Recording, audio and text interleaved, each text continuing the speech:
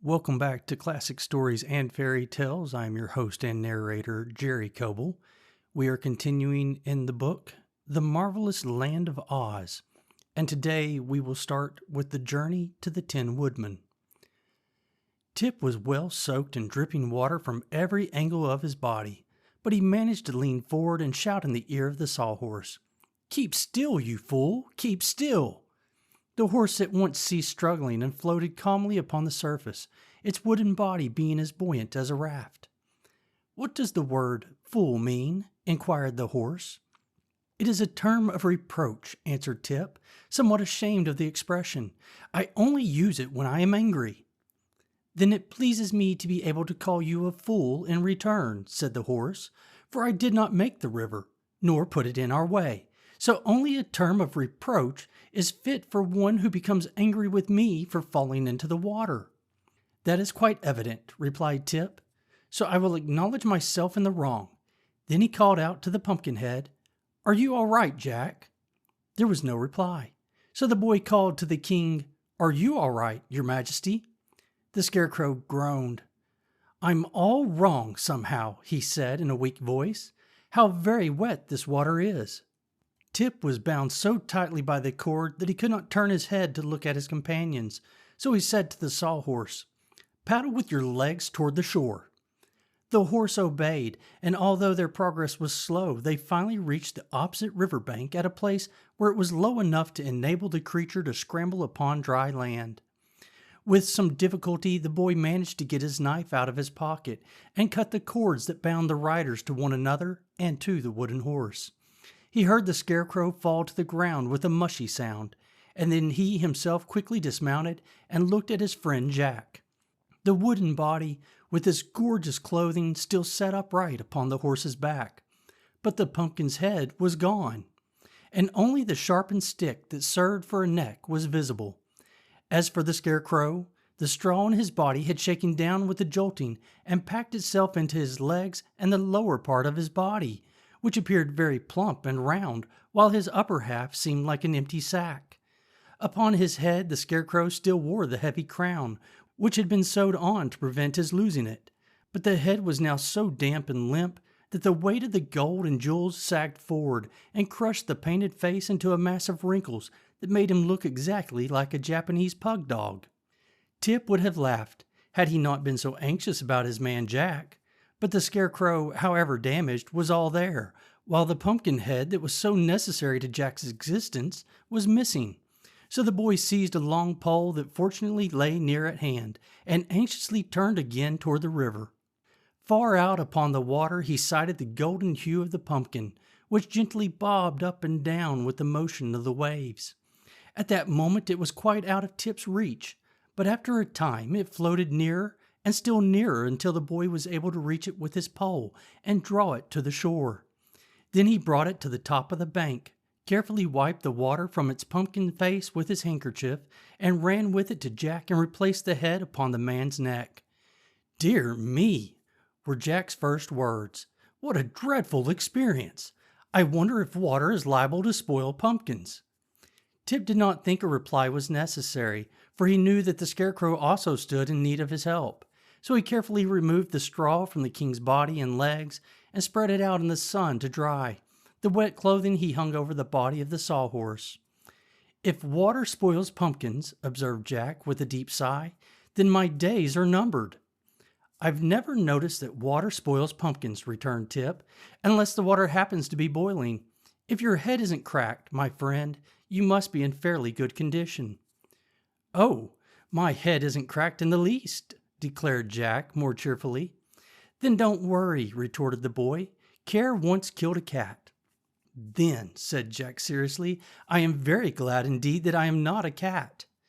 The sun was fast drying their clothing, and Tip stirred up his Majesty's straw so that the warm rays might absorb the moisture and make it as crisp and dry as ever. When this had been accomplished, he stuffed the Scarecrow into symmetrical shape and smoothed out his face so that he wore his usual gay and charming expression. "Thank you very much," said the monarch brightly, as he walked about and found himself to be well balanced. "There are several distinct advantages in being a Scarecrow, for if one has friends near at hand to repair damages, Nothing very serious can happen to you." "I wonder if hot sunshine is liable to crack pumpkins," said Jack, with an anxious ring in his voice. "Not at all, not at all," replied the Scarecrow gaily. "All you need fear, my boy, is old age. When your golden youth has decayed, we shall quickly part company, but you needn't look forward to it. We'll discover the fact ourselves and notify you. But come, let us resume our journey. I am anxious to greet my friend the Tin Woodman." So they remounted the Sawhorse, Tip holding to the post, the Pumpkinhead clinging to Tip, and the Scarecrow with both arms around the wooden form of Jack. "Go slowly, for now there is no danger of pursuit," said Tip to his steed. "All right," responded the creature in a voice rather gruff. "Aren't you a little horse?" asked the Pumpkinhead politely. The Sawhorse gave an angry prance and rolled one naughty eye backward toward Tip. "See here," he growled, "can't you protect me from insult?" "To be sure," answered Tip soothingly. "I am sure Jack meant no harm, and it will not do for us to quarrel, you know. We must all remain good friends." "I'll have nothing more to do with that Pumpkinhead," declared the Sawhorse viciously. "He loses his head too easily to suit me." There seemed no fitting reply to this speech, so for a time they rode along in silence. After a while, the Scarecrow remarked, "This reminds me of old times. It was upon this grassy knoll that I once saved Dorothy from the stinging bees of the Wicked Witch of the West." "Do stinging bees injure pumpkins?" asked Jack, glancing around fearfully. "They are all dead, so it doesn't matter," replied the Scarecrow. "And here is where Nick Chopper destroyed the Wicked Witch's gray wolves." "Who was Nick Chopper?" asked Tip. "That is the name of my friend the Tin Woodman," answered His Majesty. "And here is where the winged monkeys captured and bound us, and flew away with little Dorothy," he continued after they had traveled a little way further. "Do winged monkeys ever eat pumpkins?" asked Jack, with a shiver of fear. "I do not know, but you have little cause to worry, for the winged monkeys are now the slaves of Glinda the Good, who owns the golden cap that commands their service," said the Scarecrow reflectively. Then the stuffed monarch became lost in thought, recalling the days of past adventures, and the Sawhorse rocked and rolled over the flower-strewn fields and carried its riders swiftly upon their way. Twilight fell by and by, and then the dark shadows of night. So Tip stopped the horse, and they all proceeded to dismount. "I'm tired out," said the boy, yawning wearily, "and the grass is soft and cool. Let us lie down here and sleep until morning." "I can't sleep," said Jack. "I never do," said the Scarecrow. "I do not even know what sleep is," said the Sawhorse. "Still, we must have consideration for this poor boy who is made of flesh and blood and bone and gets tired," suggested the Scarecrow in his usual thoughtful manner. "I remember it was the same way with little Dorothy. We always had to sit through the night while she slept." "I'm sorry," said Tip meekly, "but I can't help it, and I'm dreadfully hungry too." "Here is a new danger," remarked Jack gloomily. "I hope you are not fond of eating pumpkins." "Not unless they're stewed and made into pies," answered the boy laughing, "so I have no fears of me, friend Jack." "What a coward that Pumpkinhead is," said the Sawhorse scornfully. "You might be a coward yourself if you knew you were liable to spoil," reported Jack angrily. "There, there," interrupted the Scarecrow. "Don't let us quarrel. We all have our weaknesses, dear friends, so we must strive to be considerate of one another. And since this poor boy is hungry and has nothing whatever to eat, let us all remain quiet and allow him to sleep, for it is said that in sleep a mortal may forget even hunger." "Thank you," exclaimed Tip gratefully. "Your Majesty is fully as good as you are wise, and that is saying a good deal." He then stretched himself upon the grass, and using the stuffed form of the Scarecrow for a pillow, was presently fast asleep. A nickel-plated emperor. Tip awoke soon after dawn, but the Scarecrow had already risen and plucked with his clumsy fingers a double handful of ripe berries from some bushes nearby.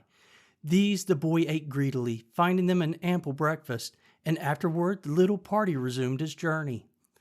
After an hour's ride, they reached the summit of a hill from whence they espied the city of the Winkies and noted the tall domes of the Emperor's palace rising from the clusters of more modest dwellings. The Scarecrow became greatly animated at this sight and exclaimed, "How delighted I shall be to see my old friend the Tin Woodman again! I hope that he rules his people more successfully than I have ruled mine." "Is the Tin Woodman the Emperor of the Winkies?" asked the horse. "Yes, indeed. They invited him to rule over them soon after the Wicked Witch was destroyed, and as Nick Chopper has the best heart in all the world, I am sure he has proved an excellent and able emperor." "I thought that emperor was the title of a person who rules an empire," said Tip, "and the country of the Winkies is only a kingdom." "Don't mention that to the Tin Woodman," exclaimed the Scarecrow earnestly. "You would hurt his feelings terribly. He is a proud man, as he has every reason to be, and it pleases him to be termed emperor rather than king." "I'm sure it makes no difference to me," replied the boy. The Sawhorse now ambled forward at a pace so fast that its riders had hard work to stick upon its back, so there was little further conversation until they drew up beside the palace steps. An aged Winkie, dressed in a uniform of silver cloth, came forward to assist them to alight. Said the Scarecrow to his personage, "Show us at once to your master, the Emperor." The man looked from one to another of the party in an embarrassed way and finally answered, "I fear I must ask you to wait for a time. The Emperor is not receiving this morning." "How is that?" inquired the Scarecrow anxiously. "I hope nothing has happened to him." "Oh, no, nothing serious," returned the man, "but this is His Majesty's day for being polished, and just now his august presence is thickly smeared with Putz pomade." "Oh, I see," cried the Scarecrow, greatly reassured. "My friend was ever inclined to be a dandy, and I suppose he is now more proud than ever of his personal appearance." "He is indeed," said the man with a polite bow. "Our mighty Emperor has lately caused himself to be nickel-plated." "Good gracious!" the Scarecrow exclaimed at hearing this. "If his wits bears the same polish, how sparkling it must be! But show us in. I'm sure the Emperor will receive us, even in his present state." "The Emperor's state is always magnificent," said the man, "but I will venture to tell him of your arrival, and will receive his commands concerning you." So the party followed the servant into a splendid ante-room, and the Sawhorse ambled awkwardly after them, having no knowledge that a horse might be expected to remain outside. The travelers were at first somewhat awed by their surroundings, and even the Scarecrow seemed impressed as he examined the rich hangings of silver cloth caught up into knots and fastened with tiny silver axes. Upon a handsome center table stood a large silver oil can, richly engraved with scenes from the past adventures of the Tin Woodman, Dorothy, the Cowardly Lion, and the Scarecrow, the lines of the engraving being traced upon the silver and yellow gold. On the walls hung several portraits, that of the Scarecrow seeming to be the most prominent and carefully executed, while a large painting of the famous Wizard of Oz, in act of presenting the Tin Woodman with a heart, covered almost one entire end of the room. While the visitors gazed at these things in silent admiration, they suddenly heard a loud voice in the next room exclaim, "Well, well, well! What a great surprise!" And then the door burst open, and Nick Chopper rushed into the midst and caught the Scarecrow in a close and loving embrace that creased him into many folds and wrinkles. "My dear old friend, my noble comrade!" cried the Tin Woodman joyfully. "How delighted I am to meet you once again!" And then he released the Scarecrow and held him at arm's length while he surveyed the beloved painted features. But alas, the face of the Scarecrow and many portions of his body bore great blotches of Putz pomade, for the Tin Woodman, in his eagerness to welcome his friend, had quite forgotten the condition of his toilet and had rubbed the thick coating of paste from his own body to that of his comrade. "Dear me," said the Scarecrow dolefully, "what a mess I'm in." "Never mind, my friend," returned the Tin Woodman. "I'll send you to my imperial laundry, and you will come out as good as new." "Won't I be mangled?" asked the Scarecrow. "No, indeed," was the reply. "But tell me, how came your Majesty here, and who are your companions?" The Scarecrow, with great politeness, introduced Tip and Jack Pumpkinhead, and the latter personage seemed to interest the Tin Woodman greatly. "You are not very substantial, I must admit," said the Emperor, "but you are certainly unusual, and therefore worthy to become a member of our select society." "I thank you, your Majesty," said Jack humbly. "I hope you are enjoying good health," continued the Woodman. "At present, yes," replied the Pumpkinhead with a sigh, but I am in constant terror of the day when I shall spoil.